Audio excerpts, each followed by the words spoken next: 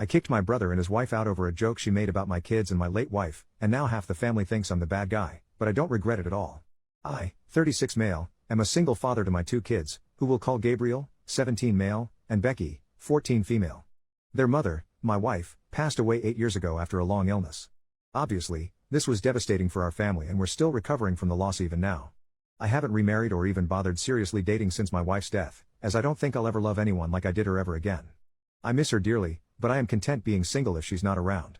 Also relevant to this post, the house that we live in currently originally belonged to my wife's grandfather. She inherited it when he passed, and then she left it to me in her will. It's a nice house and quite large, with 5 bedrooms and a decent amount of land as well. I have a younger half-brother, who we'll call James, 30 male. James and I share a father but have different mothers. To be honest, we've never been particularly close. Not to get too into irrelevant details, but our upbringings and our respective relationships with our father are very different, and it's always been a source of quite a lot of tension between the two of us. However, at the end of last year, James suffered from a series of pretty severe misfortunes. The company that he was working for went under, meaning that he ended up losing his job and, since he works in quite a specialized and competitive field where jobs are few and far between in the first place, he was having a really difficult time finding another one. He was the sole earner for his family, so obviously this was quite a blow for them. Several weeks after that, they experienced a house fire which left the family homeless and destroyed a lot of their belongings. Despite not being close at all, I obviously didn't want to see my family suffer in this way, and since I had the room to do so, I offered for James and his family to come and stay at my home until they were able to get back on their feet. This meant that, living in our house was as follows: myself, my 2 kids, James, his wife Laura, 31 female, and their twins Abby and Sarah, both 9 female.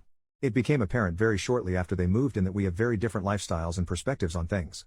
Simply put, James and Laura consider themselves to be more of a traditional couple, which is why James was the sole earner for their household.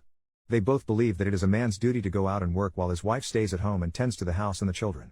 This is also how they are raising their daughters.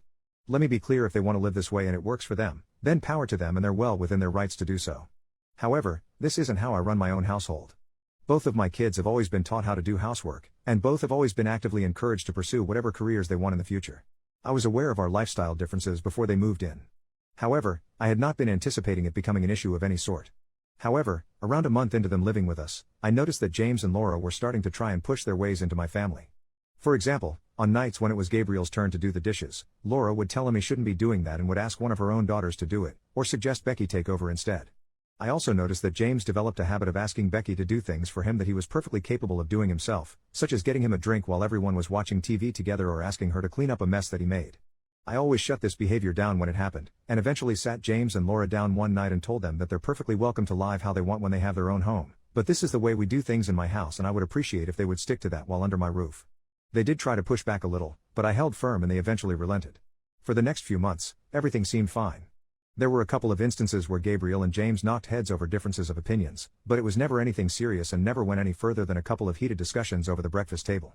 I was also aware that Becky found Abby and Sarah a bit annoying because they always wanted to be in her room or around her, but again, this was nothing major and was very typical teenager sharing a house with younger kids type of stuff.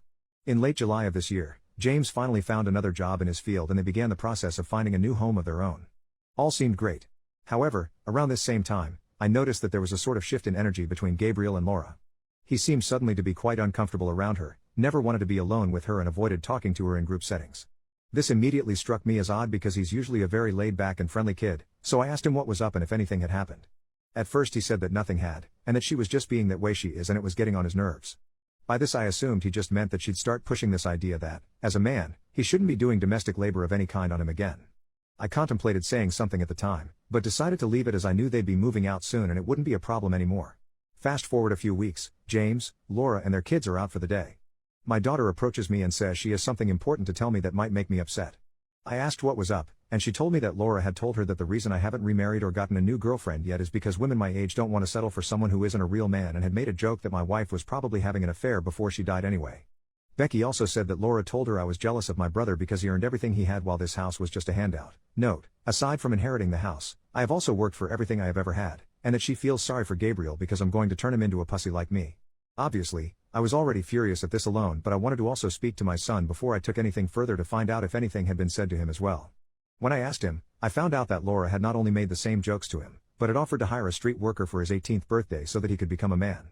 Gabriel isn't into girls, and when he told her that, she had just laughed it off and told him he'll learn to be. When James and Laura returned to the house, I immediately confronted her about this. She didn't deny any of it, but just started laughing and saying it was all a joke and I needed to lighten up.